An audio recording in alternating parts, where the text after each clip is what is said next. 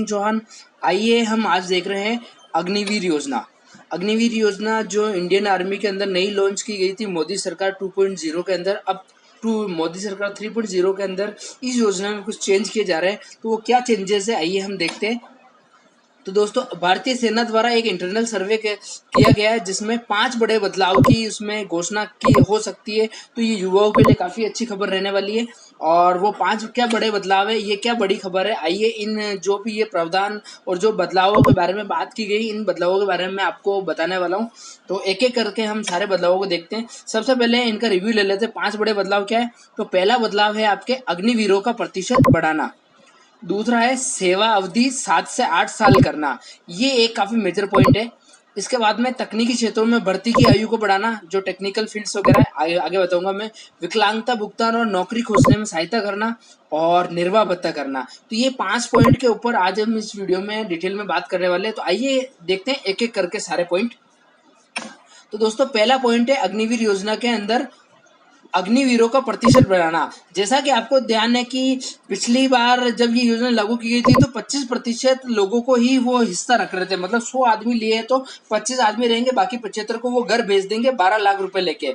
लेकिन अब जब इस योजना में कुछ बदलाव की बात की गई है, इसको काफी अरसा हो गया है, तो अब ये चाह रहे हैं कि इसमें 60 से 70% लोगों को रखा जाए और केवल 30 से 40% लोगों को वापस हटा दिया जाए।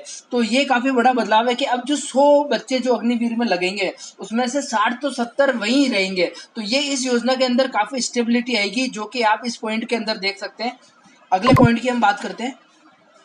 तो अगला पॉइंट है सेवा अवधि 7 से 8 साल करना। ये काफी मेजर पॉइंट माना जा सकता है इसमें, जिसमें कि पहले केवल सेवा की अवधि 4 साल हुआ करती थी, लेकिन अब इंडियन आर्मी का सर्वे हुआ है तो उसमें कि 7 से 8 साल से युवा इसके प्रति रुझान बढ़ेगा इस नौकरी के प्रति। और जो औपचारिक जो बुनियाद केवल प्रशिक्षण केवल 9 महीने का होता था और बाकी सारा यूनिट के अंदर कार्य हो जाता था, तो अब ये युवाओं को इसमें काफी बेहतर ये ढंग से इस योजना का लाभ मिल पाएगा। आगे देखते हैं तीसरा पॉइंट क्या है, तकनीकी क्षेत्र।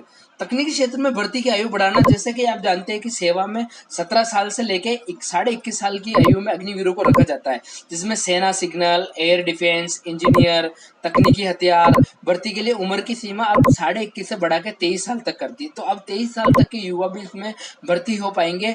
और देखिए, तकनीकी प्रकृति के कारण लंबी प्रशिक्षण अवधि की आवश्यकता होती है, जिससे कि अग्निवीर किसी तकनीकी क्षेत्र में जैसे ही वो विशेषज्ञता विकसित करता है, लेकिन तब तक उसकी सेवा अवधि समाप्त हो जाती है। तो इस चीज से बचने के लिए उसकी आयु में इजाफा किया गया है, प्लस जो उसकी सर्विस को है 4 साल से 8 साल की ओर किया गया है। तो ये काफी बड़े पॉइंट है जो मील का पत्थर साबित हो सकते हैं इंडियन आर्मी की इस अग्निवीर योजना के अंदर।